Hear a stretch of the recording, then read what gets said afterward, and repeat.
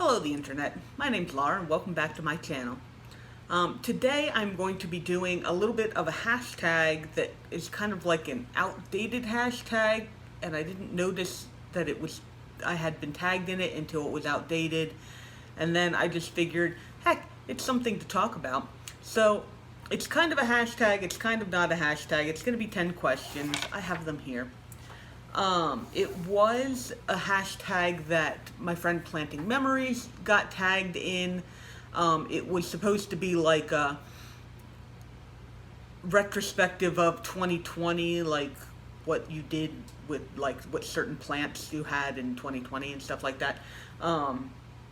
And you know, I'm just gonna kind of go and just answer the questions that, like for my whole collection or whatever, except for the first one, which you can see this plant here. The first question is actually, what is the first plant that you bought in 2020? Which feels like forever ago, but I went back and looked at my videos because that's the best way for me to know when I bought plants, is that I told you guys about it. And actually the first plant that I bought in 2020 was actually an order that I got.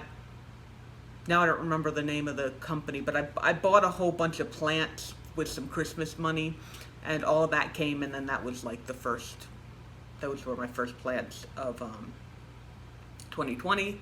So I have the ones, I've collected the ones that I remember were a part of that order that I still have, and I'm going to share those with you. So I guess we'll start with this guy that you can see. This was Euphorbia Trigona rubria, and I got it, and it was a lot larger than I was expecting. I mean, it was this whole thing, and then I got it in the mail, and all of the leaves fell off, like they all crisped and died, and they have yet to regrow. But the plant started growing again from the top here, and it has the little leaves on it. I have been considering pulling just this part off of it and like rooting that so that I could just have, because like it doesn't fit on any of my shelves. It's ridiculously tall, and I mean, this is really pretty. Like, I love the coloring on it, but it's not, you know, it's not this. Like, this is what I wanted with all the adorable little leaves on it, right? So I'm considering doing that, and I might even just go and like take a whole bunch of sections and see if I can get it to each of those sections to grow. I don't know. It would be interesting. I've never actually propagated a cactus before. That's not true. I have my Opuntia variegata that I got, but all I did with that was I just stuck it in soil and it has grown. So I technically propagated that, but I did not remove it from the rest of the plant and like all that kind of stuff. So, okay. We're gonna do this guy next. This is this monstrosity. This is a Haworthia spexii.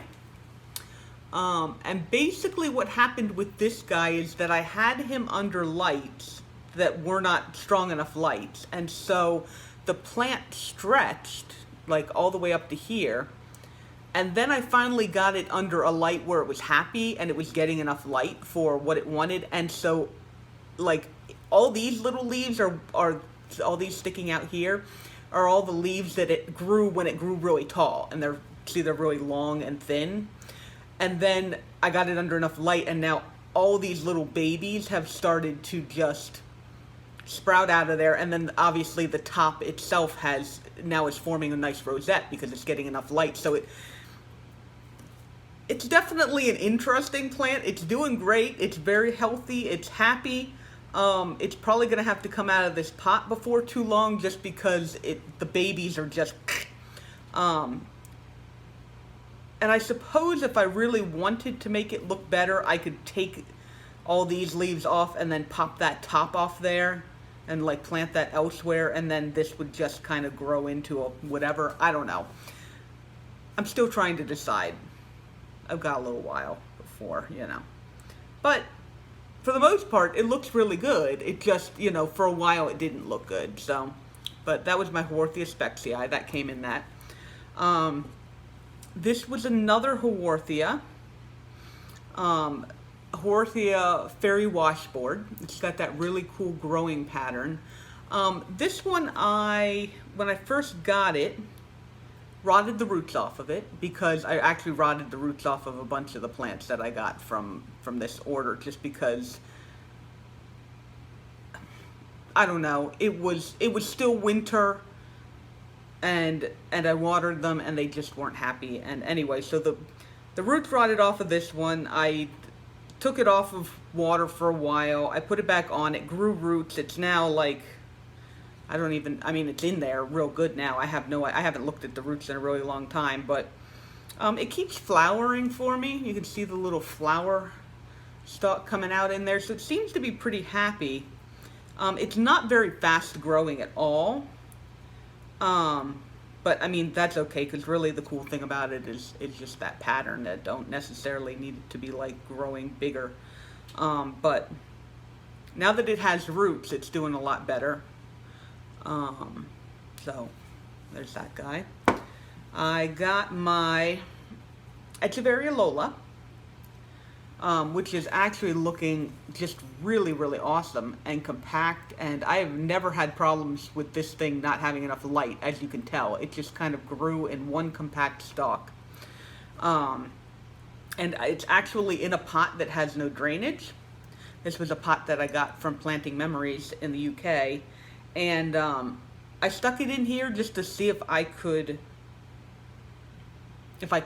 you know, have a plant in no drainage, and it's been doing great. And I think part of it is just because I can tell I've touched these bottom leaves. If they're soft, I give it some water, not enough that it would fill all this thing up. I give it enough water, and then it plumps back up, and it's good and it's happy, and it's happy under the light it's under, as you can see. This is another one where I almost feel like I should take the head off and you know, see if I can, like, I'll grow a new compact one and then just see what babies I can get off of it. But I don't know, I mean, I kind of like that. I mean, it's not perfectly straight, but it's actually really cool, and I'm not even sure if you can tell, but it's like the leaves down here are green, and then they go through blue, and then they're pink up at the top. I'm not sure if you can tell. But it's a really, really cool plant, and I really like it. I also I actually got a string of Dolphins, and this thing has been my nemesis ever since I got it. I rotted the roots off of it, and then I rerooted it in water, and then I put it back in soil.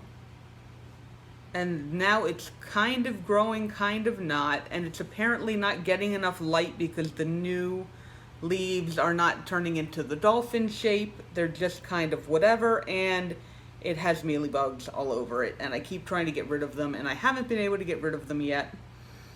And so I'm about ready to just kind of give up on this plant because it's just a hassle. I mean, it's just a hassle. I don't know. Maybe what I'll end up doing is like taking some of the strings and just like really good washing them down and cut them off and then propagate them and just like, I don't know, get rid of the main thing and just keep the little ends. And I don't know, I haven't been able to get it enough a light where it's happy, because people say that the reason that the little leaves don't turn into the dolphins is because it's not getting enough light. Which is always a thing with succulents, but I don't know. I mean, I'd like for it to do well, but I'm only but so attached to it, you know, just because it's like it's never actually been doing all that good.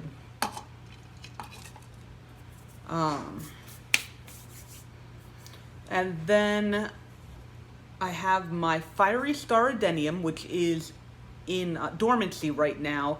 It's doing great. I basically don't water it, and then every once in a while I come and I pinch the trunk and see if that's getting soft. And right now it's very, very firm, which means it's got plenty of water. I trimmed it back at the end of the year because the stems were getting really, really long, and I wanted it to be a little bit more compact.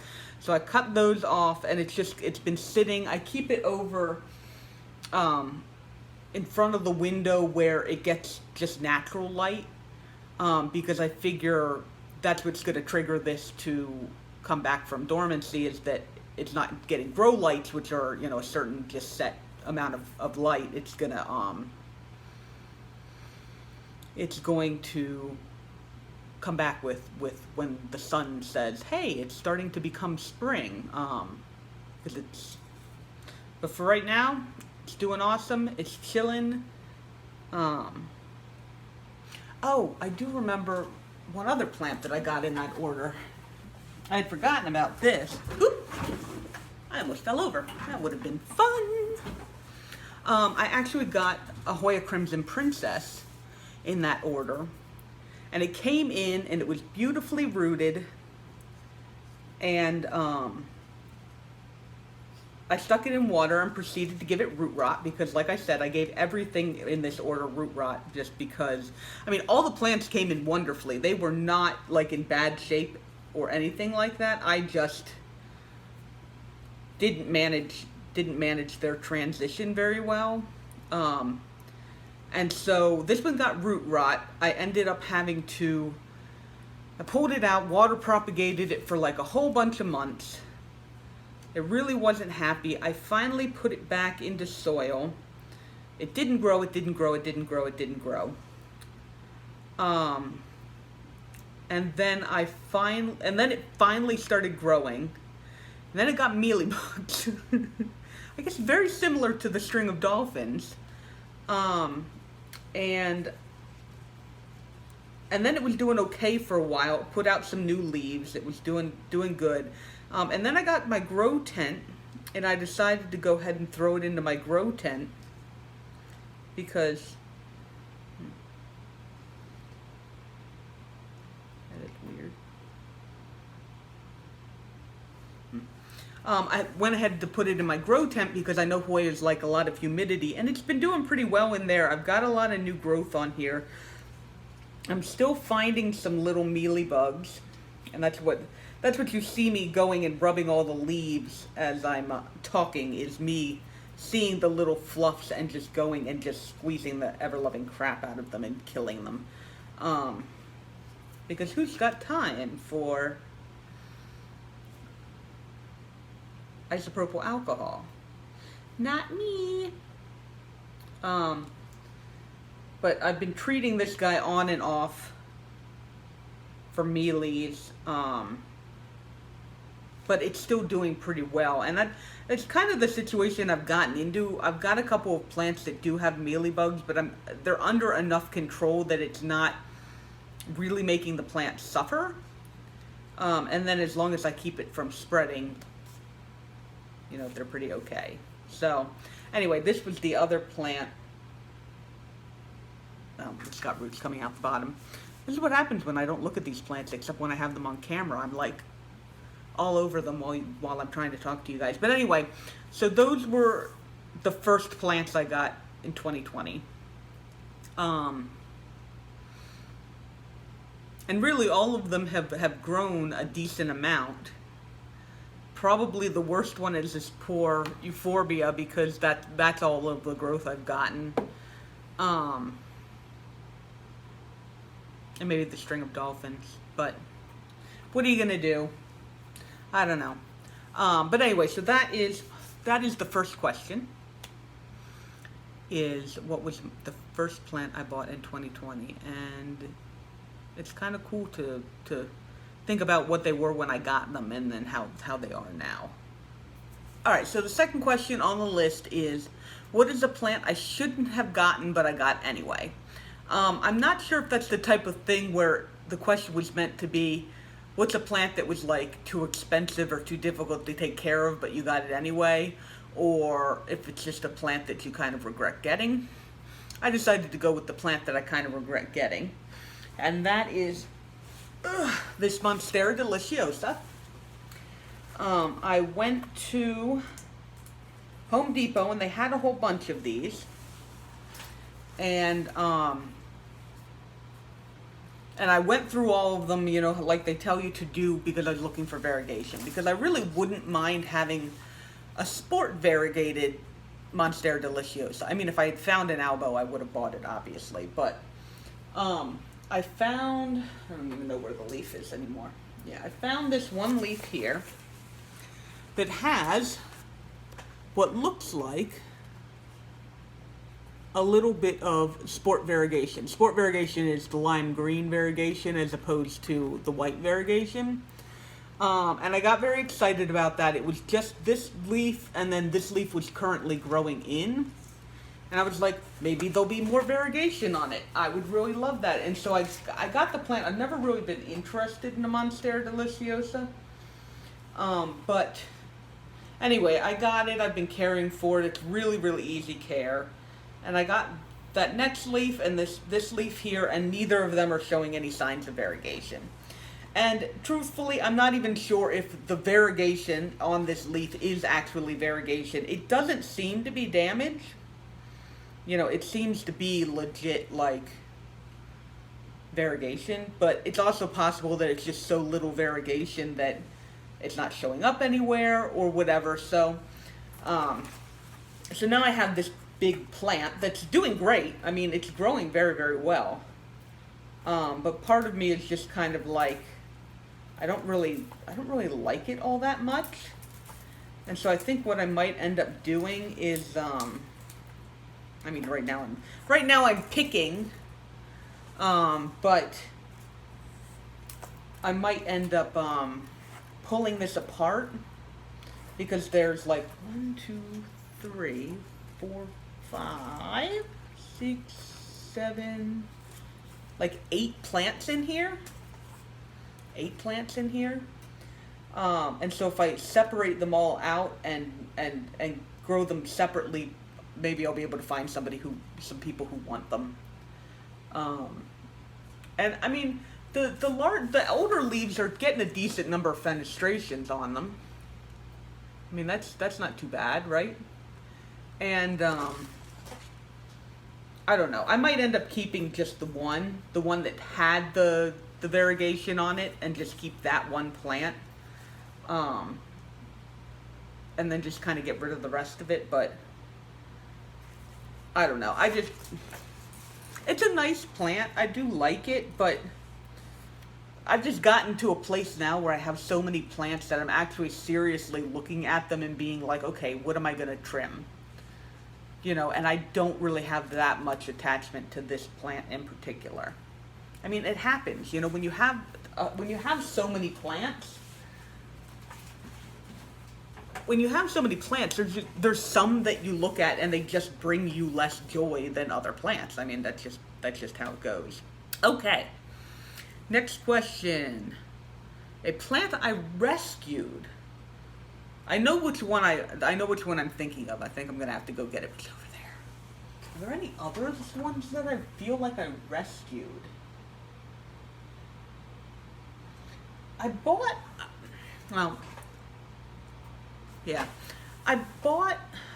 a number of clearance plants. A lot of them ended up being succulents that I later just kind of got rid of. I mean, I have some succulents that I really love, but for the most part, succulents are just, you know.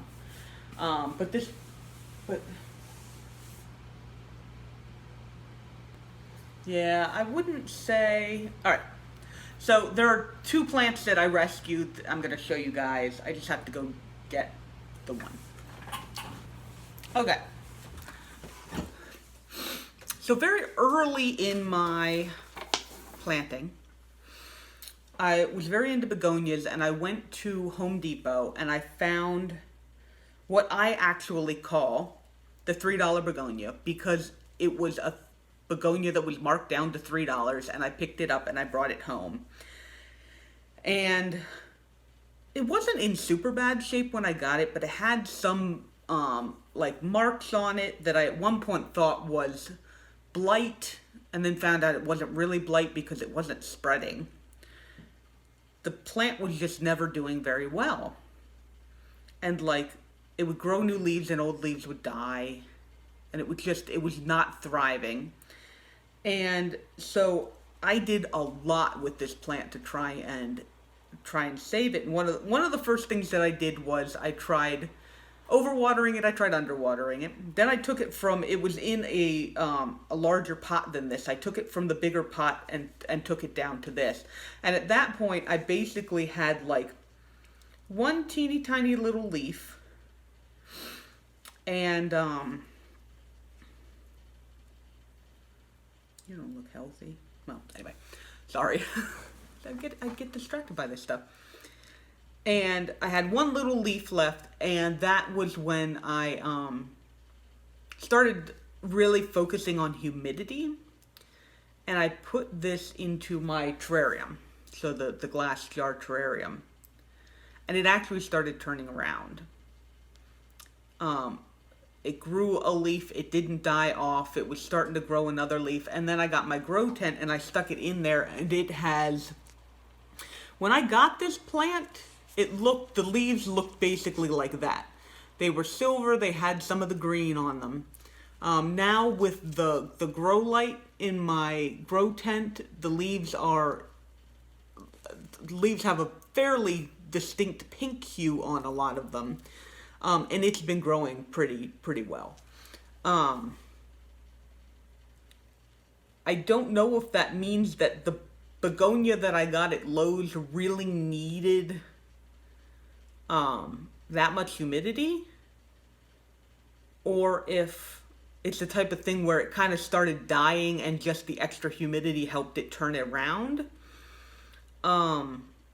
I'm pretty sure that this plant obviously now needs that much humidity, just because I would have to like train it to come back down to the 30% humidity that I have in here right now. But it's growing and it's doing really well, and so I'm happy for that. But it is one of the plants that I rescued. The other plant that I rescued, I didn't really rescue. They had the Trending Tropicals collection at Home Depot.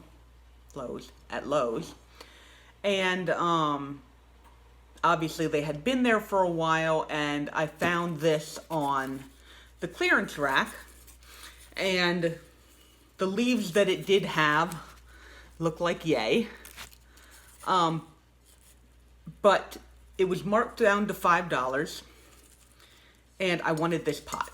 I wanted the pot with the plastic pot inside of it. And so I said, okay, I'll just grab it. And then, of course, as soon as I got it home and put it under a grow light and watered it, it's been growing all these little leaves. So I figure what I'm going to end up doing is cutting these guys out of here, or moving these guys out of here, putting them in their own pots, and then selling them to anybody who didn't manage to get the Trending Tropicals collection, who actually wanted it. And then I will have the pot. But, you know, I didn't really, I'm just going to take that off of there because that's ugly. I didn't really want to just throw the plant in the trash, since all it really needed was a little tender loving care. I mean, literally, I just brought it home and stuck it under a light and watered it some. And it was like, yay, we're happy again. I still don't like the fact that this is basically an exclusively coconut core, but what are you gonna do? That's just the way it goes. But I do already have one of these. I got one that was in good condition when the shipment first came in, and so, I mean, this thing will look fine. This thing will be fine. It's just gonna take a little while for these new leaves to grow in and actually be happy. But it technically counts as a rescue because I'm not going to throw it in the trash. I'm going to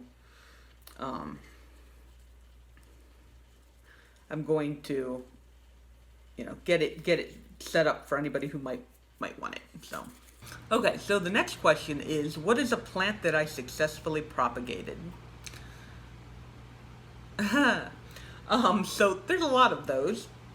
There was a lot of those in the past year. There's been a couple this year.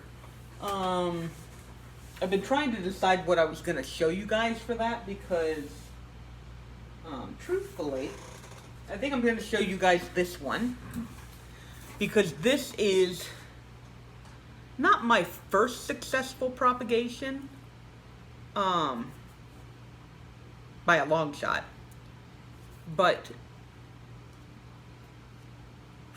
probably one that I'm the most proud of. This is the first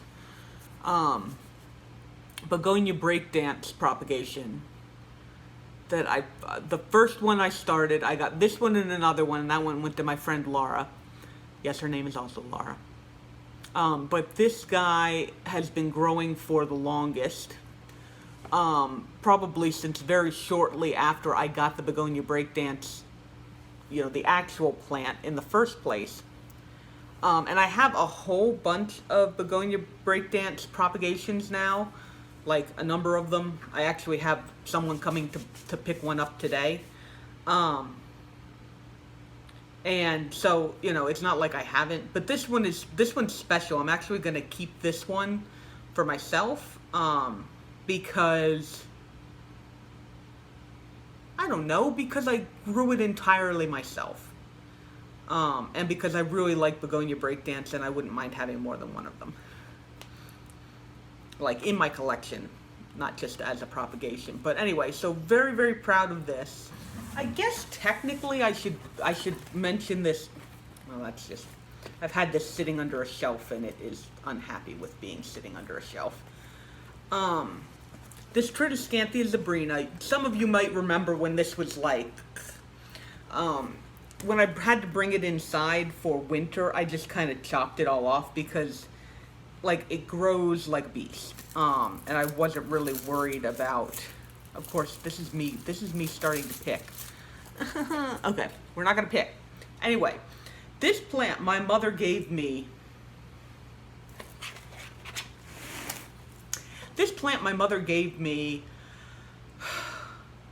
15 years ago, 10 years ago, something ridiculous number of years ago, because I had always liked it. And this needs to be watered. That's okay. I'll water it after I'm done with this. She gave it to me, and she gave me like a cutting of it, I'm sure. And I was in the stage of my plant life where I would have it, and then it would grow, and then the top would die because I would stop watering it. For all of you people who have the Tridescanthia, and you're like, the top of it always dies. The reason the top of it dies is one of two reasons. You're either not giving it light on the top of the plant, or you're not watering it. But anyway, so the plant would be there, the top of it would die, I would chop off the bottom that was obviously still alive, stick it in water, it would grow roots, and I'd start the process over again. And I did that for years.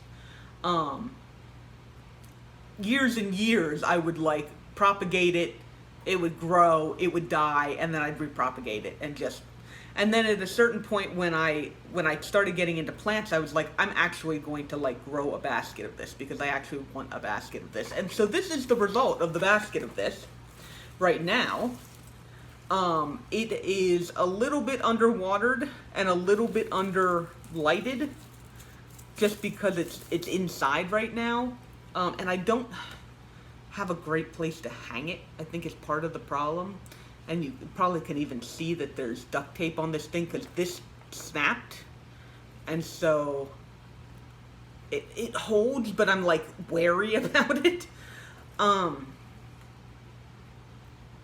yeah, so this technically I rescued over and over again. I rescued it for myself. I don't know if that counts, but I did want to share this with you guys, because, you know, there's none of the original plant here anymore. I mean, it's just over and over again propagation, and, you know, once I actually put effort into it, I actually got a pretty decent sized plant out of it.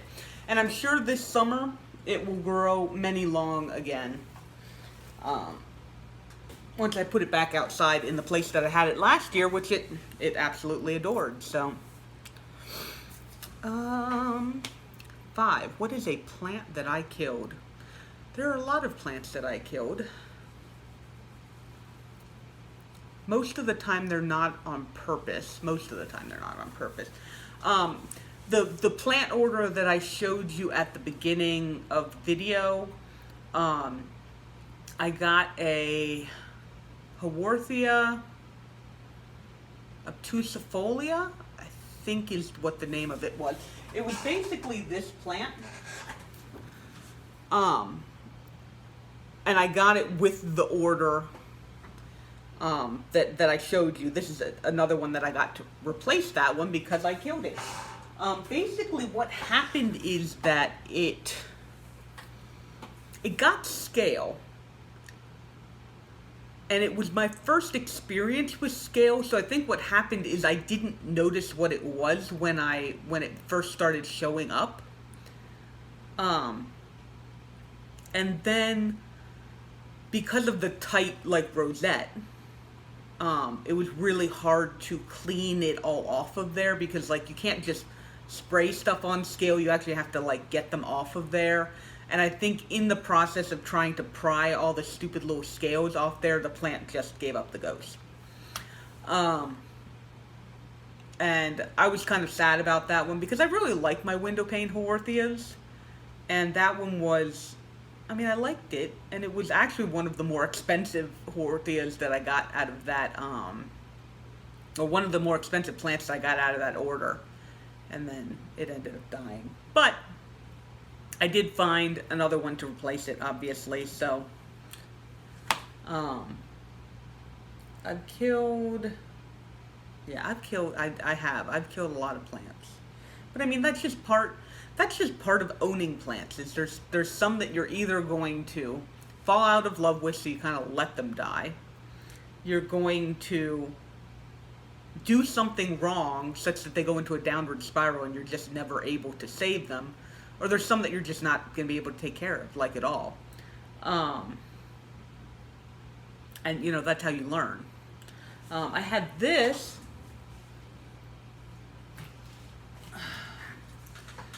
When I got a snake plant a really long time ago, and it came with 2 plants stuck inside of it. And one was this Dieffenbachia. And this was doing really, really badly for a really, really long time. After I pulled it out of the pot and tried to regrow it. And then it finally started growing and it was doing great. And then I turned around one day and all of these leaves had 3 or 4 leaves on the bottom of each of these plants had just turned yellow. They were just yellow, and I was I think what happened is that I underwatered it. And this plant's usually fairly decent about being underwatered, but I guess I had just pushed it too far. And so I had to take those bottom leaves off, and the top leaves are still doing okay. These ones are a little bit light still, and I'm not sure, I don't know. I'm not sure why. But this is a plant where I don't particularly care about it so much, except I put so much effort into it now. I want it to survive just because. So, but it just happens. I was taking perfect care of this plant, and then I turned around and there was just yellow leaves everywhere. It happens. Alright, so next question, number 6. What is a plant that I grew from seed? I don't think I have any house plants that I grew from seed. I grew some tomatoes and marigolds and cucumbers and morning glories last year, at the beginning of the year to plant outside, and then they became plants. But none of the plants that I have in here are grown from seed. That's not true. This little guy here was grown from seed. It is a little, what they call it, prickly pear cactus.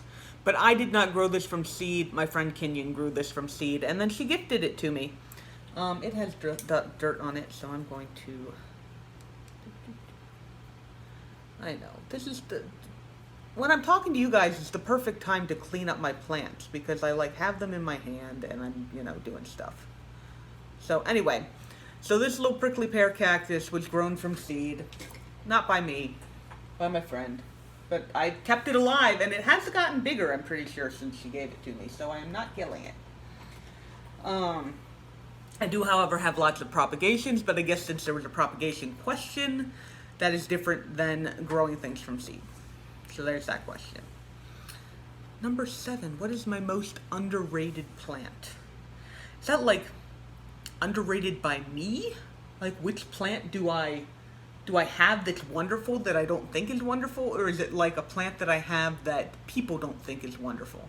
I'm gonna go with that second one. So the answer to that are these lovely, lovely primulinas. I have a whole collection of them, and they're basically African violets, only they come from Asia instead of Africa, and they have silver markings on their leaves.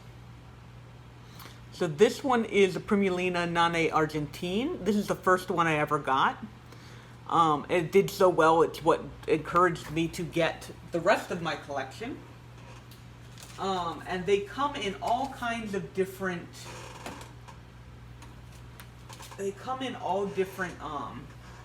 shapes. This one is Primulina Zhuang's party dress. It has, from just being under a grow light, the leaves turned from silver to purple. This was all silver when I got it. And then this is the little flower stalk, and this is actually a fairly small flower. Like most of the flowers are bigger than that. Let's see if I can show you guys. I know I'm gonna show off a whole bunch of these just because I love primulinas and they are so underrated in the houseplant market right now. This is Primulina patina. This one was also silver and now has gotten red hairs all over it from being under the grow light. But see how these flowers are, they're just bigger than that, the first set. These are the ones that on the here are more kind of what I'm used to, and I obviously again need to clean this up because, but anyway, I have a whole bunch of these, and they're all doing well. There's just the one that I'm having a little bit of trouble with. I can't seem to make this one happy. The leaves keep yellowing. They've never gotten very big. So I'm not exactly sure what's wrong with this one because all the rest of them are doing great. Maybe I'll try repotting it or something. I don't know. Anyway, but, you know, Primulinas, like, I mean, I don't see a ton of African violets out there either. If I do see African violets out there, it's usually variegated ones. And so they've got the interesting leaves as well as the flowers on the top. But the Primulinas they just have those silver markings, like almost all of them. There might be a species or two where the leaves are just green. But Primulinas are also, basically treat them the exact same way that you treat African violets. You know, water them from the bottom and all that kind of stuff. But, I mean, they're becoming a little bit more popular now. I'm seeing them in more places, but they're still not super easy to get. And most of the time, if people see them, they have no idea what they are. So that, I think, is an underrated plant. So, what is my, number 8, what is my most challenging plant?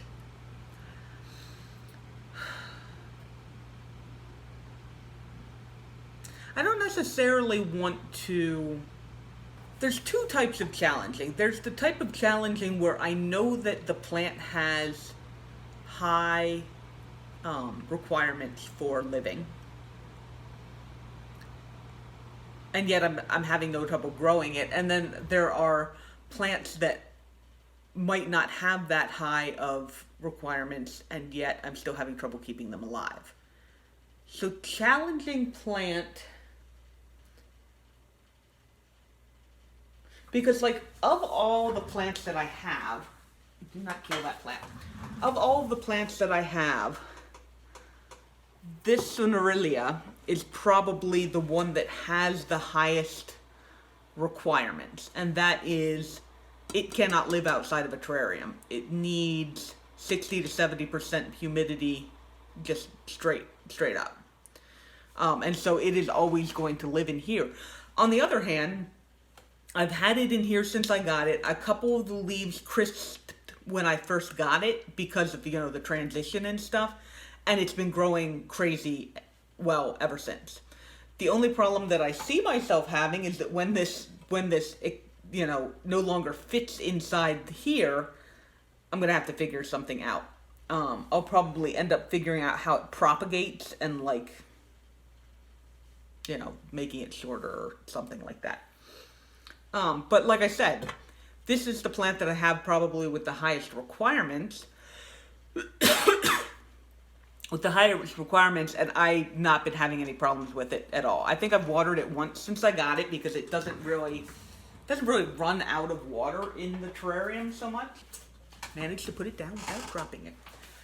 So, I think the plant that really I'm having the most trouble with,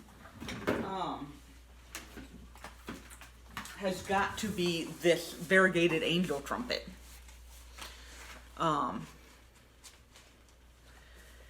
And I've had trouble with this basically ever since I've gotten it. It'll grow well for a while, and then it'll get spider mites, and I'll clean up the spider mites, and it'll be okay, and then it'll just start losing leaves. And, and I've had it outside, I've had it inside, I've had it on my porch, as well as out where it gets the morning sun, and it's never really done well. And I had an angel trumpet in the past. It wasn't a variegated one. And I never had problems with that one at all. I literally just stuck it outside. I watered it. It would get droopy, and then I water it, and it would perk back up, and it would just kind of be fine. And this one, I love it so much.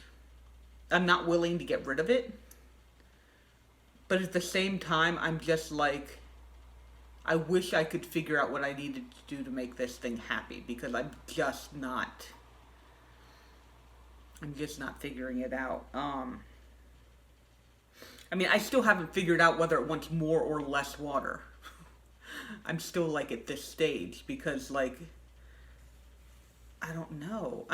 And these plants do often go dormant over the winter, but they don't have to. And I'm almost kind of wishing that I had thrown it into dormancy just to kind of reset everything, but at this point it's almost spring, so there wouldn't be much point in doing it now. But next year I might, because I'm definitely not losing it. It's definitely not doing so poorly that I think I'm going to lose the plant. So I think next year I might just let it go into dormancy and trim it all back and then just see what happens. But this is definitely a challenging plant where I don't really feel like it should be challenging.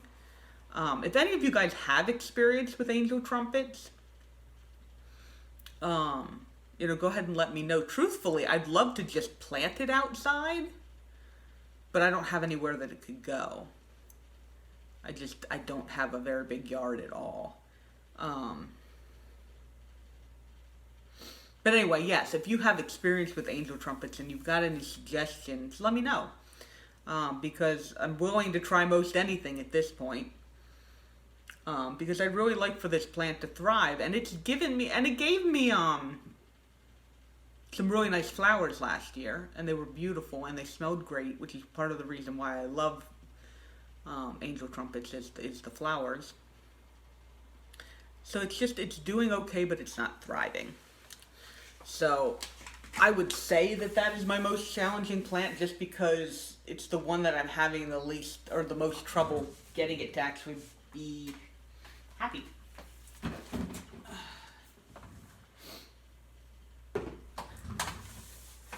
Okay, number 9, what is my most valuable plant? To me personally, probably my Begonia pink minx or my Begonia Breakdance. I actually have been thinking more recently. Like every once in a while, I think about that question where people are like, if you have to, if there's a zombie apocalypse and you can only take 5 plants with you, which 5 plants would you take? And, while that's kind of a silly um, circumstance, well, it's kind of a silly circumstance. It stops to make you really think about, okay, what plants would you just be unwilling to part with? And I was recently thinking about, because I think the more reasonable response to that, or the reasonable thing for that question is, what if you had to move and you could only take so many plants with you? Which plants would you take? And, that one can come down to which plants mean the most to you. It can also come down to which plants do you think you're going to be able to find again. Like, if I got rid of my Monstera, Deliciosa, I could probably find another one of those. It might not be super cheap, but I could find one. It's not like whatever. The Begonia Breakdance? You can buy them off Etsy now. When I first got it, they weren't around really a lot, but like at this point I probably could just buy one off of Etsy. And then I have my Ficus elastica that my mother gave to me that like literally lived for years with like a cup of water every 3 or 4 months. And it survived, and now it's thriving because now I know how to take care of it. That's got some sentimental value to it, right? And I mean, the break dance has some sentimental value. The pink minks, I'm not sure that I could get another one of those. There's a couple of the begonias that I have where I'm not sure I'd be able to get another one of them, like if I went looking. And I'm absolutely in love with this cactus. I love this cactus. Even if I don't remember the name of it because it's really long. It starts with an M. But it's like, even if I went to get another cactus of this type, it would never be this cactus. Like,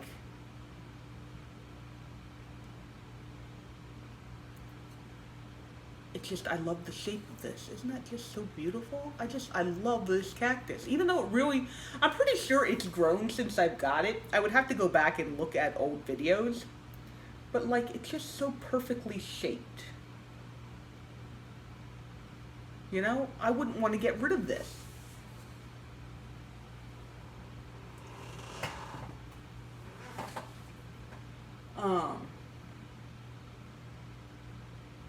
And then, like, this philodendron Birkin with the cool little pattern on the leaf, not to mention the fact that my friend in the Britain, bought it for me.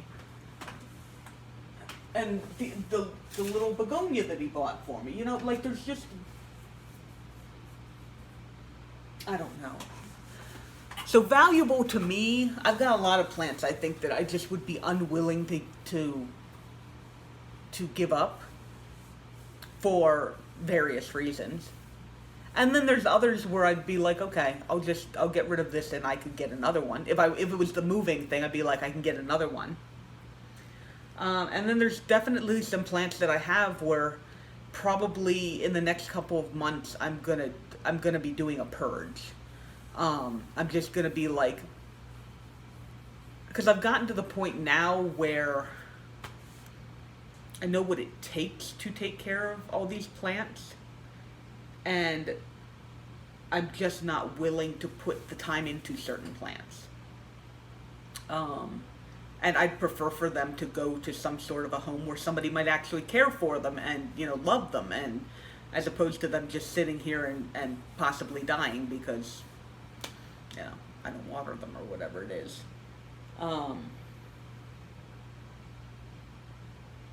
But the actual question, I guess, meant, which plant do you have that's worth the most on the open market? Probably I've got 2. My philodendron silver sword, because they are fairly expensive, at least in this country. I came to find out recently that they're like as common as almost as common as philodendron Brazil in Britain, or at least they go for about that price. But the one that I have, I got it last year on my birthday, and it had like 3 or 4 leaves. And then I grew it and I grew it and I grew it, and then I wanted to trade a cutting of it for another plant, so I chopped a couple pieces off of it so that I could send the person I was trading with a node. I didn't want to send her the growth point. So I sent her the node, and then like a month ago, I was like, why don't I just trim all of these nodes? Some of the leaves started dying, and it's not because the plant is unhealthy. The leaves just, I don't know, they were never very happy. And so I decided I was just going to chop them off, and I just chopped each node. And each node I stuck into sphagnum moss, and now they're starting to, send out a new shoot, all of them. And, they're probably going to end up selling a couple of those, but like that's probably the most valuable plant I have besides the Sonarilia. Only, I mean, that one definitely cost more. I don't really ever see them. The Botanicas where I got it is basically the only place that I've ever seen them for sale. And but they're also harder to take care of. Like, I have my philodendron silver sword in my grow tent right now because it does better with the extra humidity, but it was doing fine when it was out of the grow tent. Or at least, over the summer when I have, 50% humidity as opposed to 30. The Sonarilla, I know I'm not pronouncing that right. I'm sorry, guys. But, Sonarilla, that's just a more high-level plant. You need to know what you're doing in order to take care of that. You can't just, stick it on your counter and expect it to thrive. And so it is worth more, I guess, but because of the difficulty in taking care of it, I mean, I guess that doesn't make it worth less, but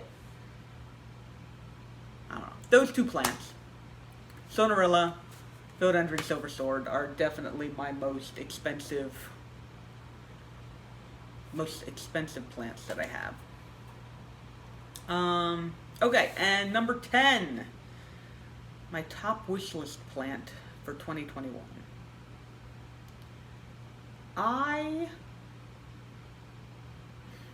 don't want to say that I don't have a wish list, but I definitely am in a point where I am not actively going out and buying plants. And so I haven't put a lot of effort into, like, I went and saw the watermelon peperomia when I was out, and I was like, okay, I have to get that, because I really have wanted one, even though it wasn't technically ever on a wish list of mine. I just always wanted one. And so there's definitely plants like that where I could run into it. Probably going to need to water that. We'll leave this down here so that I remember to water it. Where, like, if I see a plant, I would definitely pick it up.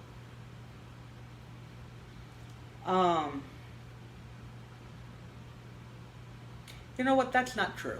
There is a plant that I have that is, like, legit on my wish list, and I'm planning on getting it for myself probably around my birthday, just because I don't want to add any more to my collection right now, but that is the Begonia Carnival. And that is probably almost exclusively because Jerry from Planting Memories and Emma from Emma Greenwood both have one, and I just think it's a really, really pretty begonia, and I have a place that I can find it. Logi's website, they do a lot of begonias. Like, Steve Leaves does a lot of begonias. Logi's website also does a decent amount of begonias. And Logi's has the Carnival as well. And so I'm probably going to end up picking up one of those for myself, just because it's a really pretty begonia. Not rare, not hard to get, not expensive, not hard to take care of, not whatever, but I just kind of want one of those. So I guess that's going to be my top wish list plant for right now. You know, there's definitely certain plants where if somebody offered me certain ones, I'd be like, yeah, heck yeah, I'll take that.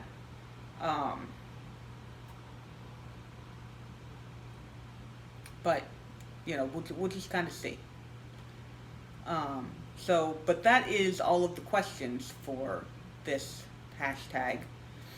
I'm not going to tag anybody because usually I only really tag planting memories, and he's already done it. So if he tags me, I don't have anybody to tag. I've got a couple people I could tag, but I'm just not going to do that.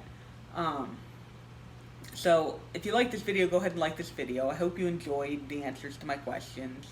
I mean, part of the reasons why I like hashtags is just gives you questions, and then you can just talk about stuff.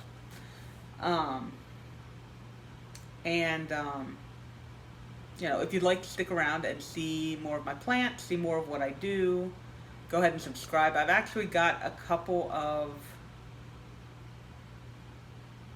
I've got a couple of other videos that are planned now. I've been having a really hard time coming up with stuff to talk about, but I finally fixed I mean, it's been like a week.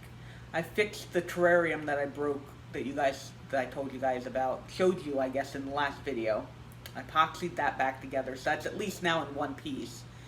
And the dome covers for my propagations have come in, so I'm probably going to be repotting all of my little propagations, or at least most of them, not all of them. Some of them are still too small, but I'm going to be repotting a bunch of those.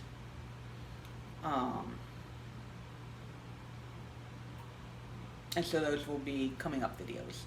So if you'd like to see any of those, go ahead and subscribe. And thank you guys for spending some of your time with me today and watching this video. And I will see you guys in the next video. Okay, bye-bye.